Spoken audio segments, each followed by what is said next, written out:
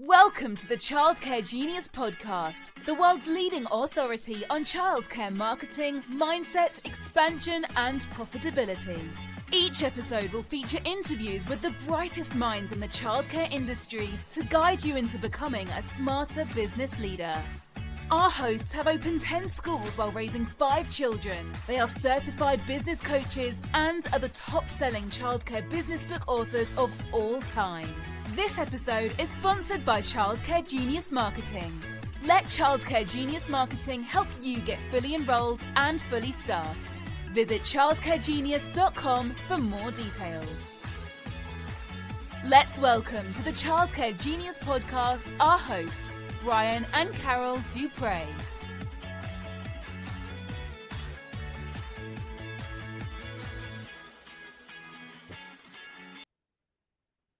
Welcome to the Childcare Genius Podcast. We're your hosts, Brian and Carol Duprey. Thank you for joining us again. It's week 2 of 2026, and we're moving along. We had a great episode last week talking about goal setting. And I just wanted to talk a little bit about my health, as I failed to do it last episode. We're just so excited to get back on track. But for those of you who are wondering how I'm doing, I am back to 100%.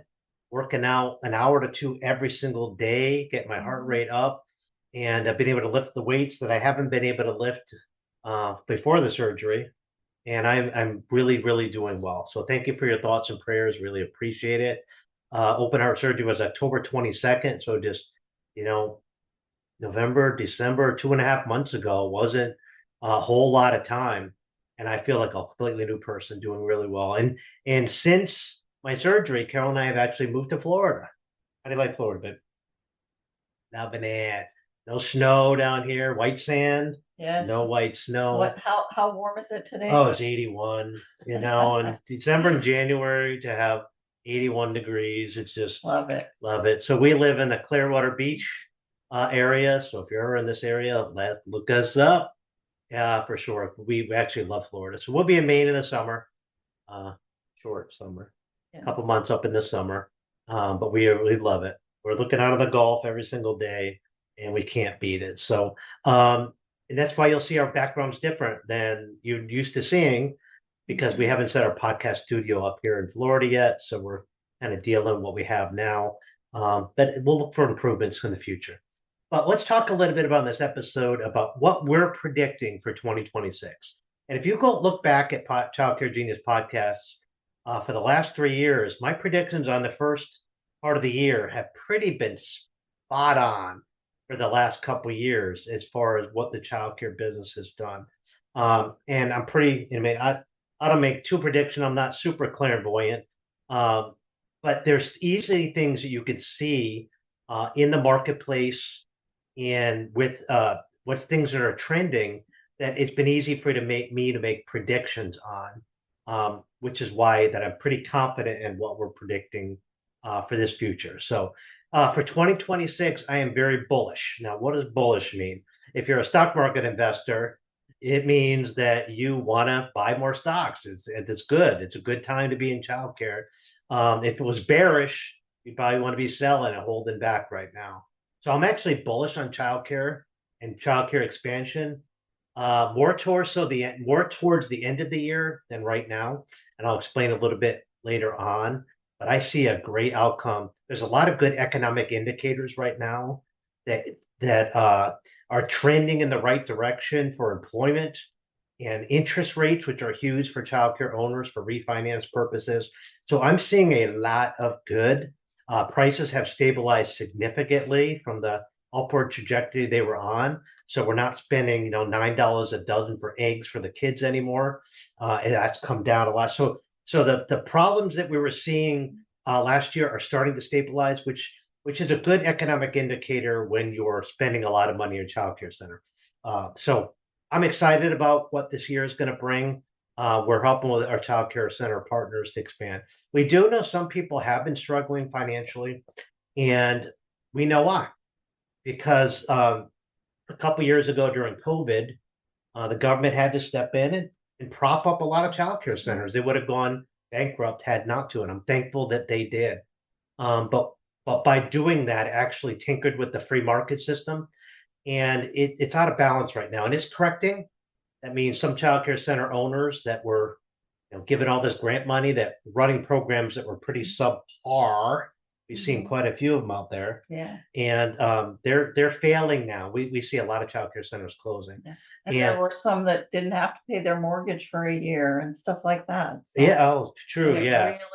really, if you weren't planning ahead, it would put you in a big hole. Right. And a lot of people, they spent that grant money thinking it was always coming in. Right. They're taking their employees to the Bahamas and giving out these large checks to their staff. And I warned people, I said, gotta conserve cash because the rainy day is coming. Well, it kind of hit when the grant money turned off and you've increased their salaries to a high number, and all of a sudden now you can't sustain it. So that's where the problem lies financially for some owners. I've got some owners did a great job putting money away that have 7 figures sitting in their daycare checking account right now that did extremely well during that same time, but just made different financial choices. So no matter where you are on that spectrum, we can help you at Childcare Genius. Please reach out. Whether you're struggling financially or whether you have 7 figures in your account and you want to expand, we can help all range and possibilities. So just reach out for a free coaching call by going to childcaregenius.com. We can help you for sure. So a couple things that we suggest for 2026. First thing is cash conservation. Why is it important to have cash on hand? For several reasons. One, if say a daycare in your area, childcare center is closing, and you can buy that center if you put cash away. Yes. Or if you don't want to buy that center because there's too many centers in your area, you can buy their equipment. Yeah, good point there. So having cash is very king in a market. You always want to be where people are spending money, you want to hoard it. When people are hoarding it, you want to spend it. So having cash around gives you a lot of opportunity. Now, I'm not saying have a vault with actual cash in it. All right. I'm not what I'm saying. Don't put it under your mattress. That would be bad. If your mattress, pee on your mattress or a mattress burns down, you might lose your money. That's bad. But anyway, you want to have access to that. Right. So spending, a couple things I talk about is paying down debt and conserving cash. So because it is a time where people are pulling back from their spending habits. For the last year, because prices were so high, people have been deficit spending. What it means is your parents been charging things on their car they can't afford to do because they got outpriced on everything. And what happens is they're at their credit card maxes now, so they're tightening up their spending. And childcare is one area where they're looking at trying to maybe save a few dollars. So they might be going down the road for a cheaper daycare. So it's definitely affected the market a little bit. Salaries are rising, which means it's going to self-correct. The salaries will rise faster than the prices were before. So I think we're going to be okay mid-year to end of the year. Just got to hold on. Sometimes childcare is about survival. And we've had rough economic times in our past. Remember 2007? That was really rough for us and a lot of people on here. But thankfully, we had a low debt structure. We had cash conserved. We were able to ride out through that storm and able to actually, we bought 3 schools in 2008 because while everybody else was crashing and burning, we bought those existing schools that were crashing and burning and got it for 10 cents on the dollar and have made millions probably off of those schools that we bought for hardly anything because they crashed and burned. And there's a lot of crashing going on, a lot of burning. So now there's opportunities left and right to pick up some good schools at a good price. And if you're the one crashing and burning, give us a call. We hopefully can make it a soft landing, help you get in a position to sell the thing if you want to, or maybe turn it around for you if you do want to sell. So there are expansion deals out there. If you need us to evaluate that, I do offer that on an hourly basis to do it to an expansion deal evaluation. Just reach out to me at Brian@childcaregenius.com. That's BRIAN at childcaregenius.com. And I could do an hour private coaching session on expansion deals. So let's talk about salaries for staff. Right now, we're seeing is salaries have actually trended slightly down from what they were a year ago, which means you can start somebody off in most markets slightly less than what you started them off a year ago. Obviously, check your local market because there are exceptions. But the crazy staffing costs, runaway costs that was on for the last few years have stabilized, which means you should be able to raise parent tuition now to cover salary increases. You remember a couple years ago, we couldn't raise tuition fast enough to cover the salaries because we had to pay so much to get people in, and minimum wage is raising faster. And it is funny. I was looking at the day, we used to pay $5.35 an hour 25 years ago. Yeah. I said, I can promise you, my teachers had more money in their pocket making $5.35 an hour than they do today making 17. Yeah. And it's weird because once you raise minimum wage, everything goes up. Yeah. And now you pay the government more in taxes. So you end up with less money in the beginning. How is that? So how did you live on $5.35? They all lived on $5.35. Right. Now you can't live on 17. Because gas was cheaper. Everything was cheaper. Everything was cheaper. Yeah. Houses were a lot cheaper. Yeah, I remember gas 79 cents a gallon when we were paying $5.35. We seem really old then. Oh, don't tell anybody. Old means we've been doing this for almost 30 years. Probably know a little thing or two about childcare. But anyway, staffing salaries. So just make sure you're mindful of that. Don't just keep raising salaries. Know where your market is, and know how to correct it. You start somebody lower. Don't be afraid to start somebody lower and raise them up within 90 days if they're a superstar. Right. That way, if they're not a superstar, after 60 days, you let them go. At least you didn't let them go at a high salary, right? So you could do that as well. All right, so let's talk about the market correction. So like I talked a little bit about earlier, the market is correcting now. Expansion has slowed down as far as big new construction. I'm not telling anybody to put anything new construction in any markets right now. I could be wrong. There could be some markets in the country where it's real deserty, where you might want to put a new construction. But there are too many schools, too many spots, because there's not enough children to go to all the spots that are in most markets today. So the market is correcting to that. So some schools are not going to make it through it. They've made poor financial choices. I hate to say that because people listening here might be in that. But the birth rates are significantly down post-COVID than they were pre-COVID. Less babies, less kids in childcare. Right. So you think if 2021, 2022, those kids that would have been born in 21 and 22, in 2026, they'd be 4 and 5, right? Guess what? You're not seeing the 4 and 5-year-olds. The numbers are down in childcares across the country for 4 and 5. The kids that would have been born in 23 would be turning 3 this year. They're not there either. And the ones that would have been born last year would be infants and 1-year-olds this year. So the infant rates are right down. People are living with their parents until they're 35 today. No wonder they're not having kids. They don't want their parents hearing them. It's different than when we were younger, you know. You and I both lived on our own at 18 years old. Yeah. My children live on their own in 22. Most people they want to go to school, have their career, and then think about having children. Yeah, it's delayed. Get married. So the whole premise of childcare has shifted significantly, but yet the childcare owner's mindset hasn't changed at all. So we have to change with that and know that there's going to be less kids for the spots we have, which means we have to fight that much more for the children. It means theoretically, you have to steal every kid you want from somebody else's program.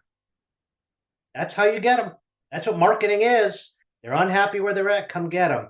Once in a while, it's somebody moving into the area that picks you. But the reason you advertise is so you show that the person down the road who's going there right now that you're a better program, right? Right or wrong. And that's how you steal them, by being a better program. Yeah, and I'm not asking to go out and steal people. I'm asking you to put your best foot forward, and somebody who's not happy with their current program will come find you. Once in a while, they're unhappy with your program. They'll go find somebody else. That's what marketing will come back. And then they come back normally because you realize, you know what? The grass isn't always greener on the other side. So a very important market correction that is going on right now. I see 2027 as a blow-up year with childcare. Hold on through this year. Look for expansion opportunities. I tell you, if you could span in the second half of 2026, I'm very with you on that. Make sure you have enough cash. Make sure your property capitalized to expand. I've seen people expand and leave themselves no cash whatsoever.